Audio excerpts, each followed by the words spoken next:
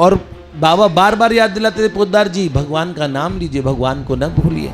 तो बड़े करुण कष्ट स्वर में कहा, बाबा मुझे तकलीफ बहुत है, नाम लिया नहीं जा रहा है। तो उनके घर वालों ने सारे कि हम तो रतनगढ़ के ब्राह्मणों को बोला है, अब आप आसपास गांवों के ब्राह्मण आ गए, तो उनको भेज दिया। अब उन्हें वो भूखे लौटने लगे। भाई जी को पता लगा तो उनके हृदय में धक्क रह गया। अंतिम समय में आप मुझे भगवान के दर्शन करा देना। जैसे ही कहा तो भाई जी ने एकदम मुस्कुराते हुए कहा, उत्तर दिया, आपकी निष्ठा हो तो कौन सी बड़ी बात है। बिना लिखे और बिना कहे महीनों से जब पत्र व्यवहार नहीं, मिलना नहीं, न जाने कैसे उन्हें मेरे कष्टों का पता लग जाता था। हस्ताक्षर करता हूँ परंतु रोए जा रहा हूँ और रोए जा रहा हूँ। यह जीवन में भगवत दर्शन है और भाई जी भगवान के आवाहक हैं। बच्चे थे, पत्नी बहुत बीमार थी। स्थिति ये थी कि एक अनजान जगह छुप के रह रहे थे, अपनी जान बचा के किसी एक मोहल्ले में गुमनाम जीवन जीते हुए। रतनगढ़ में और गोरखपुर में गीता प्रेस का एक जुलूस निकला, गीता जयंती का, और उसमें साहबगंज की मस्जिद के पास में बवाल हो गया। मेरा साथ मेरी पुस्तकें थी। मैंने किसी, तो उस समय नारदी निकुंज के लोग भी नहीं थे।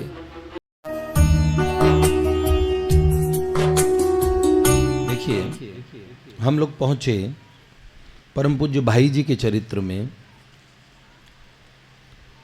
हमने बताया कि बाबा को बहुत से लीला दर्शन हुए। उसके बाद बाबा दिन प्रतिदिन भाई जी के प्रति समर्पित होते चले गए। भाई जी बड़े उदार, इसलिए उनका नाम, एक संत ने तो उनको लिखा विश्व बंधु भाई जी, सबके भाई।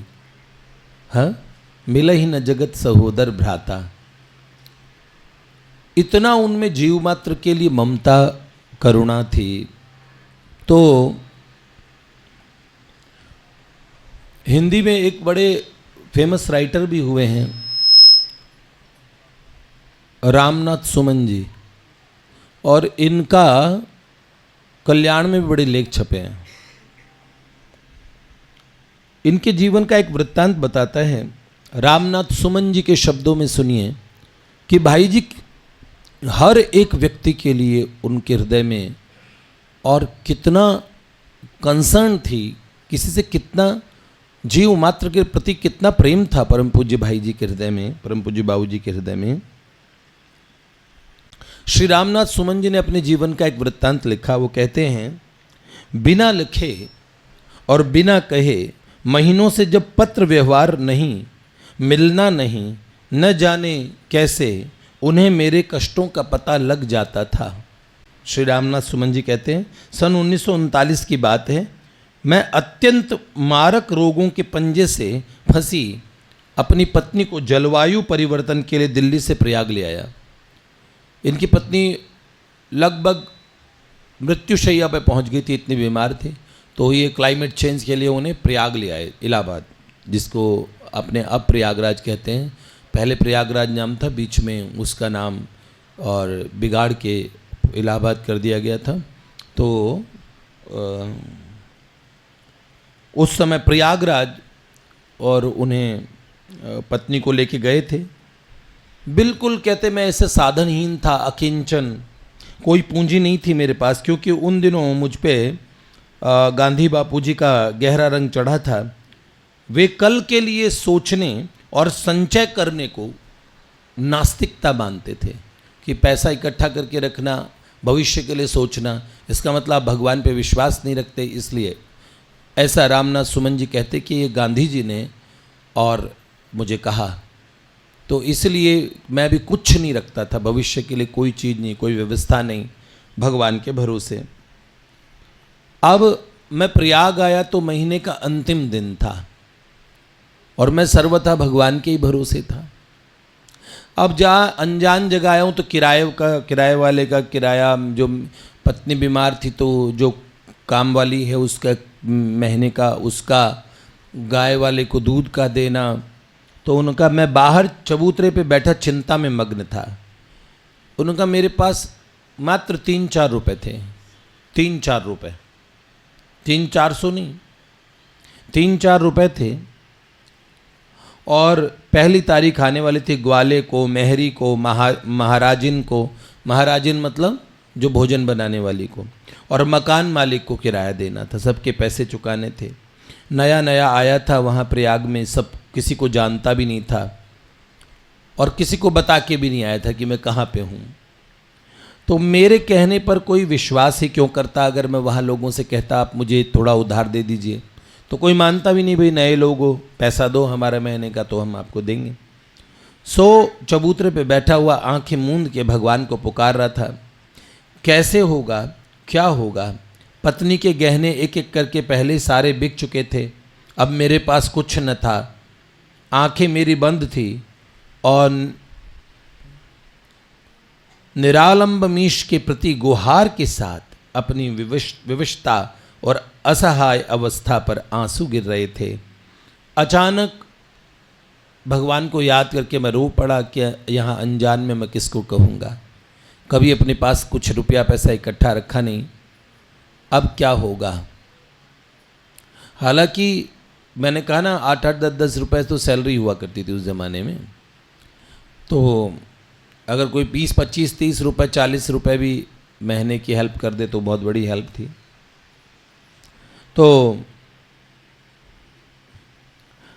जैसे ही मैं भगवान से मैंने और विवशता में भर के प्रार्थना की और मेरी आंखों से टप टप आंसू गिर रहे थे, तभी अचानक आवाज़ आई पोस्टमैन। तो मैं अपने में इतना डूबा था कि मुझे कोई भान नहीं था। और पोस्टमैन पुकारता है, कहता है बाबूजी आपका बीमा है, इंश्योरेंस। तो अब मैं सोचता हूँ जो सज्जन पहले उस मकान में रहते होंगे, जो किराए पे, मैं तो किराए पे हूँ, तो उससे पहले जो रहते हैं उनका बीमा होगा, उनका इंश्योरेंस होगा। तो 1939 की बात है, 1939। तो मैंने सोचा जो पहले रहते होंगे उन सज्जन का बीमा होगा। इसलिए मैंने सूखी हंसी हंसकर कहा भैया मेरा नहीं है, परंतु देखिए तो ये कहकर उसने मेरे हाथ में बीमा पकड़ा दिया और देखा मेरा नाम रामनाथ सुमन। तो सचमुच बीमा तो मेरा ही है और पूरा बीमा भी 300 रुपए का बीमा उस समय के हिसाब से, मतलब 1 साल का खर्चा चल जाए। तो 300 रुपए का बीमा और लिखा था कल्याण गीता प्रेस गोरखपुर। तो इस बीमारी के कारण लगभग 1.5 साल से मैंने भाई जी को कभी कोई पत्र नहीं लिखा, कोई हालचाल उन्हें मेरा मालूम न था। उनके अनुरोध पर कल्याण पे मैंने कुछ लेख जरूर लिखता था पहले, पर कल्याण कभी पारिश्रमिक नहीं देता था प्रायः, न पैसों की कोई बातचीत होती थी। भाई पैसों के बदले में, सब लोग ऐसे ही लिखते थे महात्मा लोग लेख, तो पैसों के बदले में नहीं। आज तक मैं न जान सका कि भाई जी को ये सब कैसे मालूम हुआ। एक तो मेरा पता कैसे लगा कि मैं प्रयाग में हूँ, एक अनजान जगह पे हूँ, मेरे अपने लोगों को भी नहीं पता। तो उस जगह का ठीक एड्रेस और कैसे बिना किसी भूमिका या पत्र के पर्दे की ओट में छिपे दीन बंधु की भांति वे ठीक उस समय पैसा भिजवाते हैं जिस समय मैं पैसों के लिए व्याकुल होकर भगवान से प्रार्थना कर रहा था। और बाद में जब मैं उनसे पूछता था वो हंस देते हैं, पर कभी उन्होंने बताया नहीं। और अब उस समय की मेरी हालत सुनिए। बीमा लेना तो मैं भूल गया, आंखें पुनः मुंद गई और आंसू गिरने लगे। पोस्टमैन घबरा गया और कुछ देर तक ठग सा देखता रह जाता है। फिर मेरा कंधा हिला के कहता है बाबूजी क्या बात है, रसीद पर दस्तखत तो कर दीजिए। मैं हस्ताक्षर करता हूँ परंतु रोए जा रहा हूँ और रोए जा रहा हूँ। यह जीवन में भगवत दर्शन है और भाई जी भगवान के आवाहक हैं। भाई जी पावन स्मरण आप पढ़ेंगे, उसमें रियाज अहमद अंसारी का चरित्र आता है। इन्होंने श्री राम मंदिर के आंदोलन के प्रारंभ के आने वाले भाई जी उसमें प्रमुख अग्रगण्य थे। रामलला स्थापित हुए ना, उन 5 लोगों में आया ना, मोदी जी ने भी कहा भाई जी का स्मरण जानते हो, पहले अखबार में आया कि इन लोगों ने 5 लोगों ने प्रारंभ किया राम जी को आधी रात में बिठा दिया 1948 में। ये मध्य रात्रि में प्रकट हुए रामलला, भाई जी थे उनमें। तो श्री राम जन्मभूमि के आंदोलन में उन्होंने, रियाज अहमद अंसारी ने कई लेख लिखे जिसमें उन्होंने कहा ये भगवान राम की धरती है और ये राम जी की जन्मभूमि है। हम सारे और मुस्लिम समाज को चाहिए कि हम उनको सुपुर्द कर दें, इससे हमारे देश में वास्तविक भाईचारा रहेगा। लेकिन इस बात का उन्हें इतना खामियाजा भुगतना पड़ा कि उनको उनकी बिरादरी से बाहर कर दिया, जान की धमकियां मिलने लगी और उस समय बड़े देश में दंगे हुए ही थे। तो रियाज अहमद अंसारी जी मोस्ट वांटेड हो गए कि इनको हम मारें कैसे भी, तो इनकी हत्या कर दें। तो ऐसे में वो बड़े उनको ढूंढा जा रहा था और वो बेचारे, उससे पूर्व में वो एक बार इस लेख के बाद में उन्होंने भाई जी से पत्र व्यवहार उनका होता था। तो उन्होंने कहा वो वाटिका गए तो उन्होंने देखा कि एक श्वेत धोती कुर्ता पहने एक हिंदू महापुरुष और चश्मा लगाए, उन्होंने उनका इतना स्वागत किया। पहले उन्हें हृदय से लगाया और फिर उन्हें बिठाया, उन्हें भोजन करवाने तक पास बैठे रहे, ये जिमाओ आप जिमो। और उन्होंने बोला उसके बाद में जब मैंने उनसे बातचीत की तो मुझे लगा कितने उदार हैं वे, ऐसे सारी दुनिया हो जाएगी तो समस्या ही समाप्त हो जाएगी। तो उन्होंने बोला जब मैं बाहर निकलने लगा तो रिक्शा पकड़वाने के साथ में वो मुझे रिक्शे तक छोड़ने आए और खड़े रहे काफ़ी देर तक। जब मैं पीछे मुड़ मुड़ के उन्हें देखता रहा, ये मेरी उनसे पहचान थे। तो उन्होंने बोला पर पहली नज़र में वो मेरे हृदय में बस गए। इतनी सरलता, इनके विषय में ऐसे कहा जाता है इन्हें बड़े बड़े नेता जानते हैं, वॉयस राय जानते हैं, गवर्नर जानते हैं और सब महात्मा गांधी जानते हैं। तो उन्होंने कहा मेरे मन में ये बात बड़ी थी कि ये, उसके बाद में उन्होंने बोला देश आज़ाद हो चुका था और ये इन लेखों के चक्कर में बड़े खतरे में पड़ चुके थे। घर में बच्चे थे, पत्नी बहुत बीमार थी। स्थिति ये थी कि एक अनजान जगह छुप के रह रहे थे अपनी जान बचा के, किसी एक मोहल्ले में गुमनाम जीवन जीते हुए। रियाज अहमद अंसारी ने कहा कि सारा पैसा मेरा खत्म हो गया और बच्चों ने 3-4 दिन से कुछ नहीं खाया था। बड़ी उम्मीद में जब बच्चों ने कहा तो एक बार मन आया कि इन सब को ख़त्म कर दूं, बेचारों को भूखे रहने का दुख तो नहीं होगा। फिर उन्होंने बोला ये मैं नहीं कर पाऊँगा। फिर एक दिन मैं बैठा बैठा मैंने विचार किया, 3-4 दिन हो गए, बच्चे बहुत छोटे छोटे और भूख भूख सब चिल्ला रहे हैं, रो रहे हैं। तो ऐसी स्थिति एक पिता से देखी नहीं कि उन्होंने बोला बाहर जाके मैं नौकरी कर नहीं सकता और मैं बड़ा दुखी, और अब सबसे छुप के, किसी रिश्तेदार को भी पता नहीं मैं कहाँ हूँ। उस समय मैंने विचार किया कि आज की रात में मैं आत्महत्या कर लूँगा। और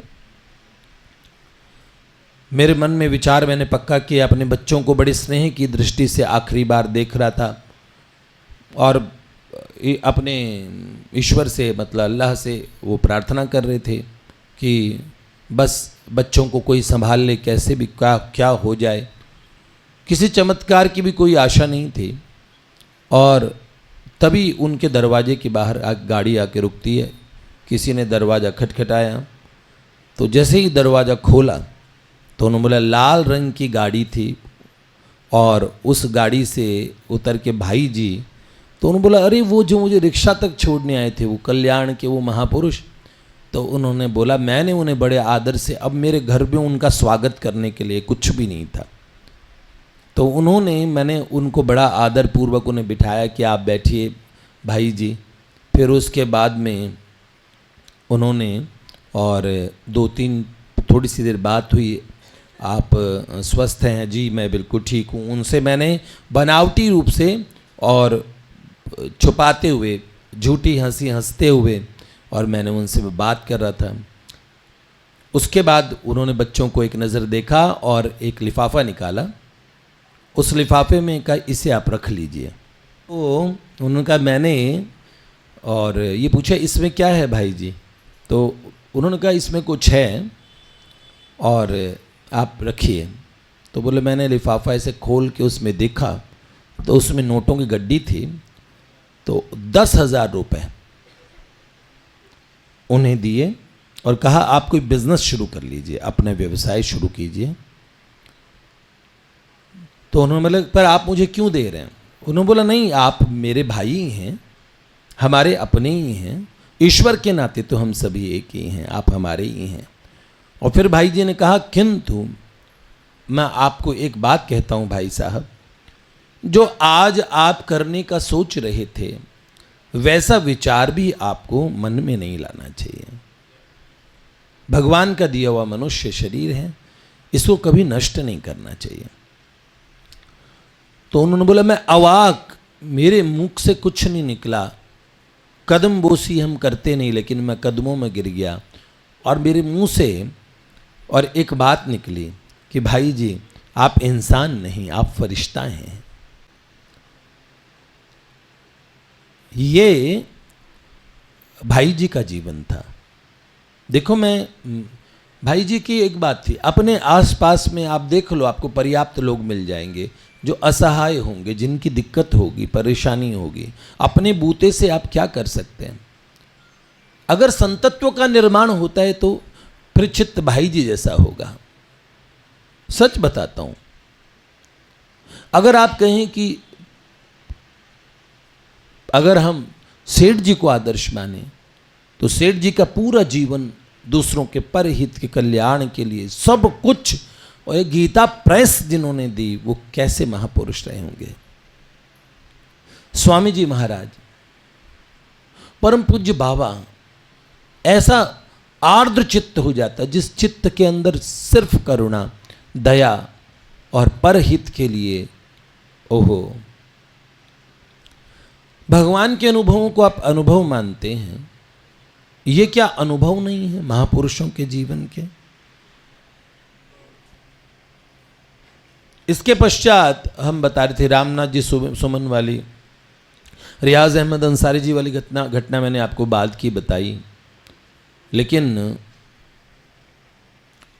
1939 में, अभी भाई जी के जीवन को हम बारी बारी से धीरे सीधे सीधे चल रहे हैं, तो रतनगढ़ में दोबारा बाबूजी एकांत सेवन के लिए आए और एक दिन उन्होंने संकेत करके कहा कि गोरखपुर की अपेक्षा दादरी में और दादरी से भी ज़्यादा बढ़ के रतनगढ़ में श्री कृष्ण की मधुर लीलाओं के दर्शन नए नए रूप में अधिकाधिक होते हैं।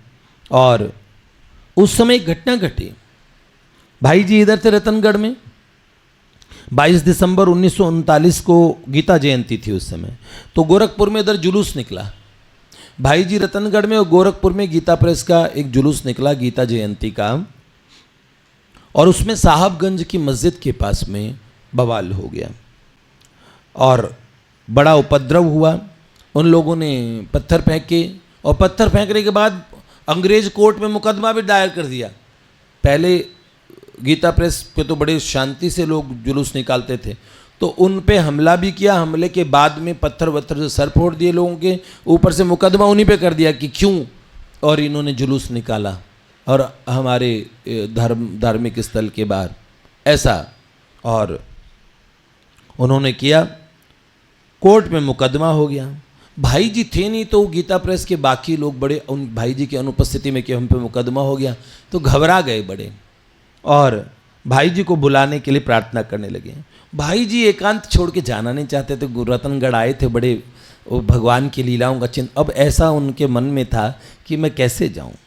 तो एक पत्र भाई जी लिखते हैं, पत्र से समझाते हैं, मेरा यह निवेदन है कि बाहर की चेष्टा पूरी उत्साह और लगन के साथ आप लोग करो। मुकदमा हुआ है तो मुकदमा लड़ो, ये तो जरूर करो। रुपए से जो काम हो सकता है उसमें भी त्रुटि नहीं करनी। अगर पैसों से काम बनता तो पैसों से काम बनाओ। दौड़ धूप पूरी करनी चाहिए, परंतु कुछ लोग ऐसे भी होने चाहिए जो गीता के उपदेशों को और संतों की वाणी को कार्य रूप में करने की भी नम्र चेष्टा करते रहें। अब बोलो गीता जी के उपदेश, मान लीजिए अब कहने लगे गीता प्रेस उजड़ जाएगा और गीता प्रेस वालों की बात नीची हो जाएगी, झूठ मूठी उन्हें दोषी मान लिया जाएगा, उन्हें जेल हो जाएगी, दंड हो जाएगा, तो मैं कभी सोचता हूं तो ऐसा हो भी जाएगा तो क्या हो जाएगा, ऐसा कहा। क्या बिगड़ जाएगा। अहंकार को छोड़ करके कहीं तो यह सत्य है कि गीता प्रेस का यह स्वरूप हमारी किसी स्कीम और हमारी योजना का हिस्सा नहीं है। अपनी शक्ति से हम ये बना नहीं सकते, और अब हमारी स्कीमों से और हमारी ताकत से यदि हम इसके स्वरूप को बचाना चाहते हैं और जिस शक्ति से ये बना है और वो शक्ति से बिगाड़ना चाहेगी तो ये बचेगा नहीं। अगर भगवान इसे बिगाड़ना चाहेंगे तो बचेगी गीता प्रेस नहीं। बस उनकी सर्वथा कल्याणमयी व्यवस्था पर आस्था जमा कर आनंद से रहिए। चिंता करनी हो तो यह कीजिए कि उनके चिंतन में कमी ना आए। बस ऐसी गंभीर परिस्थिति में भी ये बातें लिखी, और क्या लिखूं। अब बेचारे और क्या लिखूं, कह भाई जी ने लिखा, आपसे प्रार्थना है, कर वृद्ध प्रार्थना है कि मैं कुछ कर रहा हूँ मुझे करने दिया जाए। आप लोगों को समझाते रहिए जिसमें मुझको बुलाने में ज़्यादा जोर नहीं दिया जाए। ऐसा अब जैसे पत्र आया, पत्र से और तो कुछ नहीं हुआ। वहाँ गीता प्रेस के लोगों ने पत्र पढ़ा तो पहले उन्हें उम्मीद थी कि भाई जी आएंगे तो सब ठीक हो जाएगा, सब अधिकारी वगैरह भाई जी को जानते हैं। लेकिन अब ये पत्र पढ़ा उन्होंने तो इससे एक लाभ हुआ, सबके मन में विश्वास हो गया कि भाई जी अपनी शक्ति का वहीं से संचार करके सब ठीक कर देंगे। तो इसलिए सब लोग, आश्चर्य की बात ये हुई, भाई जी यहाँ भगवान की लीलाओं में, तो भगवान का काम क्या है, जो तू मेरे नाम पे तो मैं तेरे काम पे, और जो तू अपने काम पे तो मैं अपने धाम पे। तो भगवान पे नाम पे, और फिर हमारी काबू में मझधार उसी के, हाथों में पतवार उसी के। तो फिर क्या किया, इधर कोर्ट में जज के सामने जब मुकदमा प्रस्तुत हुआ, सबसे बड़ी आश्चर्य की बात थी, हाँ भाई ये मुकदमा आया, तो जज ने बिना कोई गवाही, बिना कोई केस प्रोसीडिंग के वहीं सबको भगा दिया, मुकदमा रिजेक्ट कर दिया, सब खत्म, केस ही खत्म, कोई सुनवाई नहीं की। जज ने बोला ये फालतू केस है, कोई केस नहीं बनता, जाओ अब लो, क्या कर लोगे, क्योंकि वो भगवान के भरोसे थे। महर्षि अरविंद के लिए बैरिस्टर देशबंधु चित्तरंजन दास जी मुकदमा लड़ने गए, तो महर्षि अरविंद से श्री कृष्ण ने कहा, तुम्हारे केस के एक एक पॉइंट्स मैं तैयार करूंगा, तुम किसी वकील के चक्कर में मत पड़ो। तो ये बैरिस्टर देशबंधु चित्तरंजन दास जी का नाम आता है ना हमारी हिस्ट्री की बुक्स में।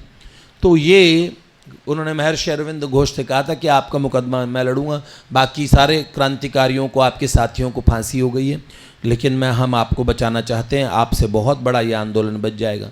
तो श्री कृष्ण ने कहा अगर मैं बचाऊंगा तो बचेंगे। तो फिर उसके बाद में उन्होंने देशबंधु चित्तरंजन दास जी इतने बड़े बैरिस्टर को भी मना कर दिया कि नहीं। और जिस दिन जज के यहाँ फाइनल मुकदमा होना था, तो उसी दिन क्या हुआ, जज के पास श्री कृष्ण दिखे, और श्री कृष्ण ने बात कही कि जो मैं कहूँगा वो निर्णय जज साहब देंगे। और जज साहब ने क्या किया, जहाँ महर्षि अरविंद के सारे साथियों को फांसी हो चुकी थी, वहीं महर्षि अरविंद के लिए उन्होंने कहा कि ये कोई मुकदमा नहीं है, इनके बाइज्जत बरी करते हैं।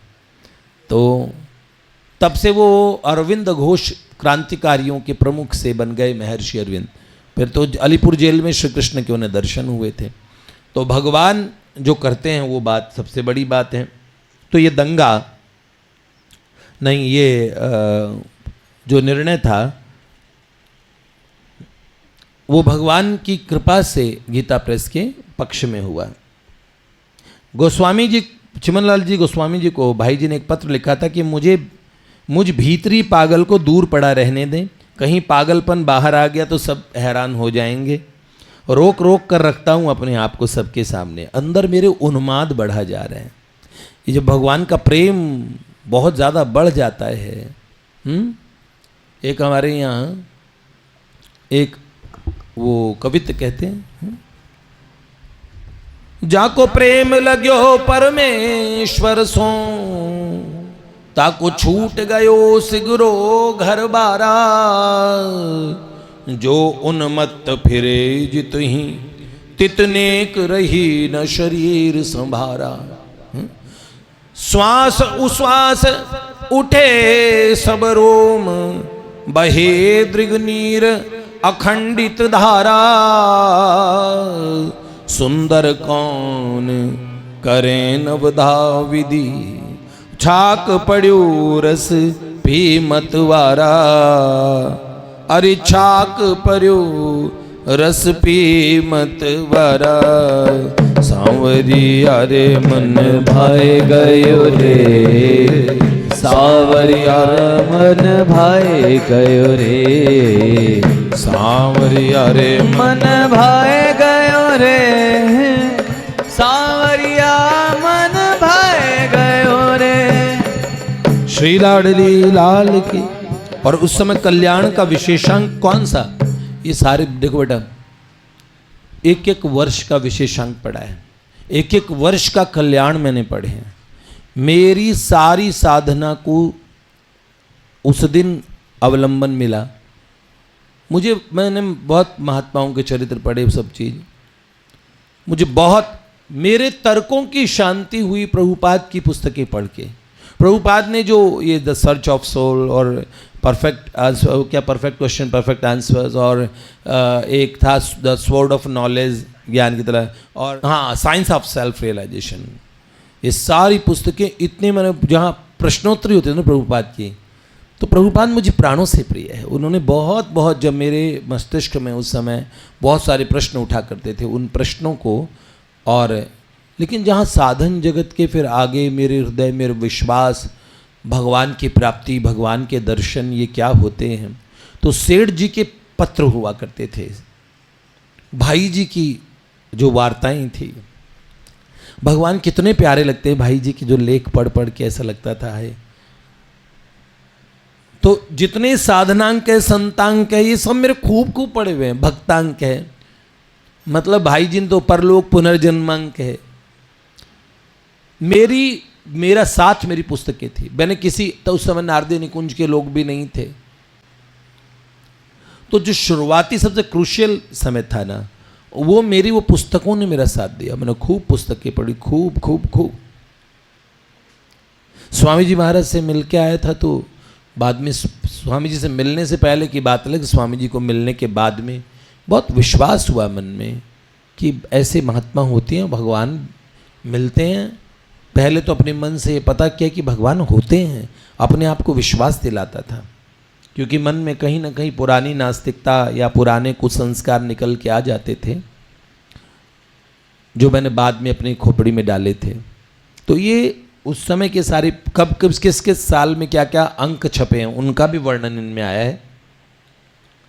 और 12 मार्च 1940 को सेठ जी रतनगढ़ पधारे और वहाँ साधना की तैयारी करने के लिए भाई जी को कहा, तो भाई जी ने कहा गोरखपुर जाने का मेरा मन नहीं है। तो सेठ जी ने कहा सारे संपादन वालों को यहीं बुला लो, और उस समय सारे संपादन वालों को पूरा कार्यालय वहीं गोरखपुर में और से यहाँ बुला लिया। और उस समय देश में हिंदू कोड बिल नाम से कानून निकाला गया, उसका भाई जी नहीं चाहते थे कि हमारे सनातन संस्कृति पे बड़ा असर पड़ेगा।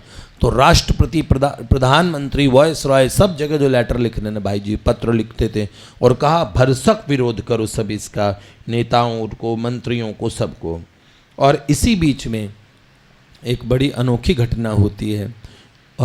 श्री गोविंद राम जी पोद्दार हुआ करते थे रतनगढ़ के एक गल्ले के, और एक बहुत थोक व्यापारी थे, बड़े बड़े व्यापारी, और बड़े ईमानदारों, बड़े सरल। और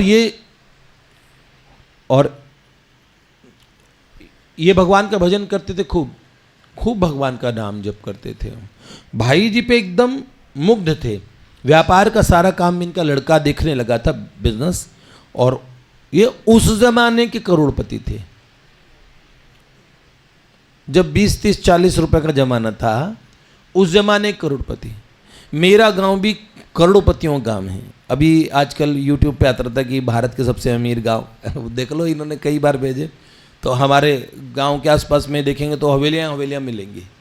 और एक हमने 1992 में देखा था, लक्ष्मणगढ़ मेरी माँ की मौसी जी का गांव था, जहाँ उनका विवाह हुआ, तो वहाँ करोड़पतियों वहाँ की हवेलियाँ हम लोगों ने देखी। उस जमाने के अंदर उन लोगों ने खूब खूब इतना धन कमाया, वो भी परिश्रम से, अपनी ईमानदारी से। तो ये गोविंद राम जी पोद्दार उस समय के करोड़पति लोग थे। उन लोगों के बीच में सेठ जी और भाई जी का एक तरह से आगमन, उन लोगों को ये बताना था कि ये जो धन है ना, ये राष्ट्र के लिए, समाज के लिए, सब लोगों के लिए है। और सच में उन लोगों ने समाज के लिए बड़ा बड़ा काम किया।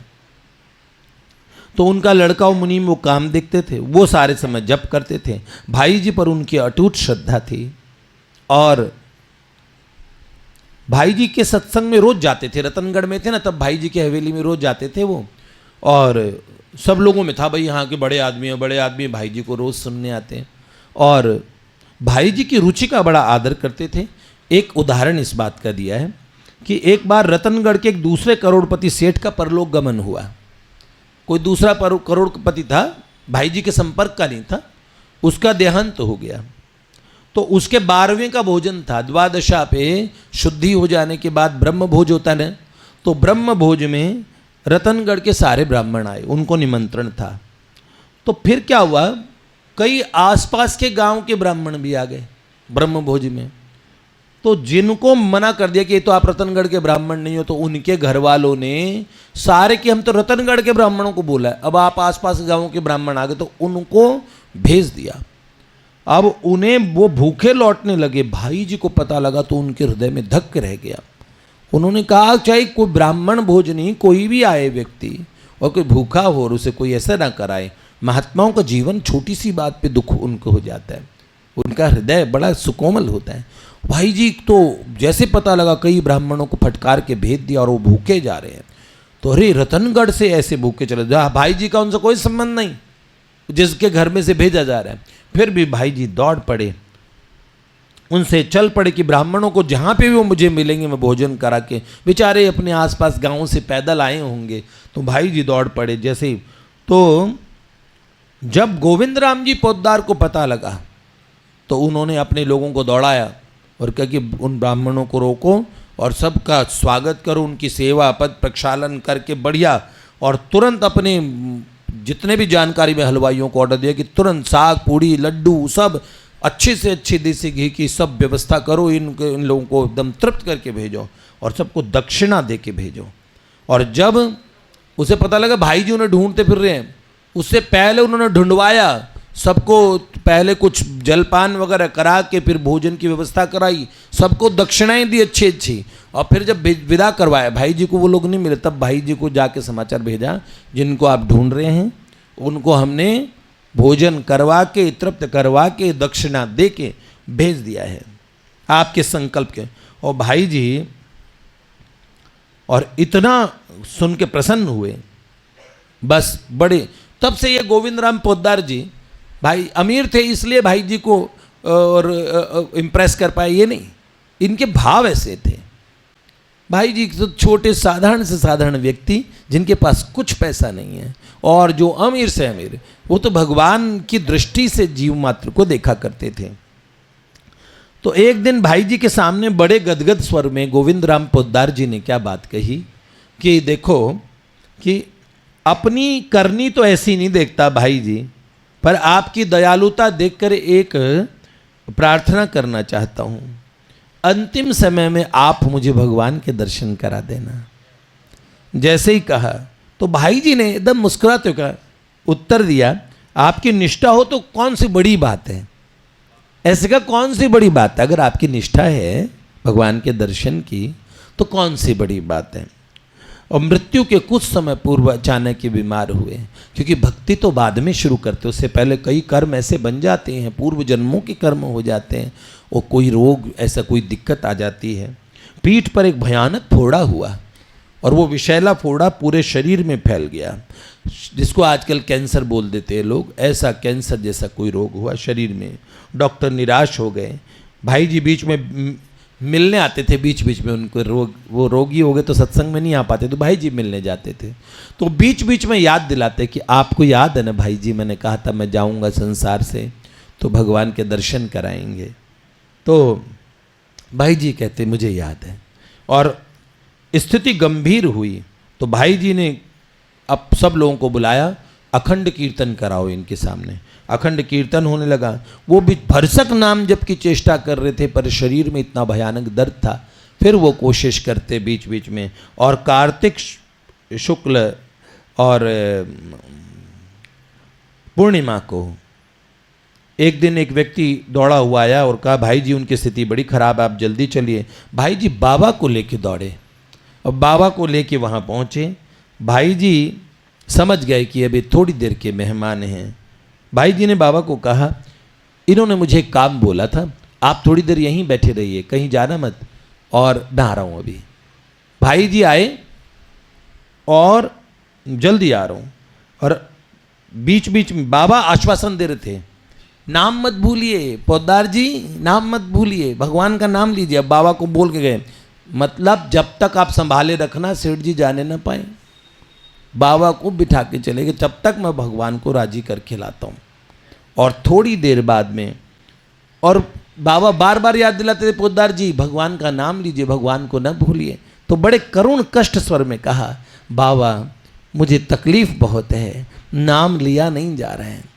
तो उन्होंने बोला, मृत्यु के 2 घंटे पूर्व, और वो पूरा दिन कश्मकश में निकला, जब से वो जाने वाला, 2 भाई बाबा वहीं बैठे रहे, और 2 घंटे पूर्व भाई जी ऐसी मस्त चाल में चलते हुए आए। उन्होंने बोला, जब भाई जी कीर्तन में उस मस्ती में होते थे तो पता लग जाता कि भाई जी को खुमारी है। एक संत ने मुझे बताया कि भगवान के जब वो दर्शन करते थे तो एक नशे में, जैसे दारू पीने वालों को जो चेहरा था ना नशे में, किसी ने वो उन भगवान को देख के नशे में धुत हो जाते थे। नशा कौन सा? वो नशा नानक देव जी बोलते, भांग तंबाकू छूतरा उतर जाए प्रभात, और नाम खुमारी नानका चढ़ी रहे दिन रात। एक ऐसा नशा होता है जो कभी नहीं उतरता। इतनी सुंदरता भगवान का, ऐसा तो उसमें कहते हैं ना मादक, ऐसी मादकता, ऐसा सौंदर्य। तो भाई जी की ऐसी स्थिति कि डगमगाते हुए आनंद से ऐसे मुस्कुरा रहे हैं, ओहो एकदम आनंद में विभोर, ऐसी विलक्षण मुद्रा। और भाई जी उनके पास आके बोले, हाँ अब नाम लीजिए। वो कहा, और देखो ये देखिए सामने भगवान, नाम लीजिए, भगवान सामने। जैसे ही उन्होंने भगवान को देखा, उनका चेहरा आह्लाद से भर गया। वो इतने भीषण कष्ट में जहाँ तड़प रहे थे, मछली की तरह व्याकुल थे, और वो इतने आनंद में भर गए, इतने आह्लादित हो गए। उनका चेहरा देख के लोग सब कह रहे क्या हो गया इन्हें। और उसके बाद में वो दर्द भूल के तेजी से भगवान का नाम बोलने लगे, एकदम तेजी से बोलने लगे, नाम बोलने लगे। और सब लोग देखने लगे, रे तो जादू हो गया। कुछ क्षण पहले पीड़ा के कारण आह के अलावा कोई शब्द नहीं निकल रहा था, अब जीभ मशीन की तरह जोर जोर से भगवान का नाम ले रहे हैं। और भाई जी सबको खेल दिखाने लगे, देखो आओ आओ, देखो देखो कितने सुकृति हैं, अंतकाल में ऐसे भगवान का नाम आता, देखो इनके मुंह से कैसे नाम निकल रहा है, ऐसे ही लोगों को भगवान का नाम आता, देखो इनके कितने पुण्य कर्म, कितने उच्च कोटि के महात्मा, कितने कैसे। ऐसे भाई जी उनकी प्रशंसा करने लगे। और भाई जी ने कहा, उनसे पूछा, क्यों ठीक से दिख रहे हैं भगवान? तो उन्होंने बोला हाँ।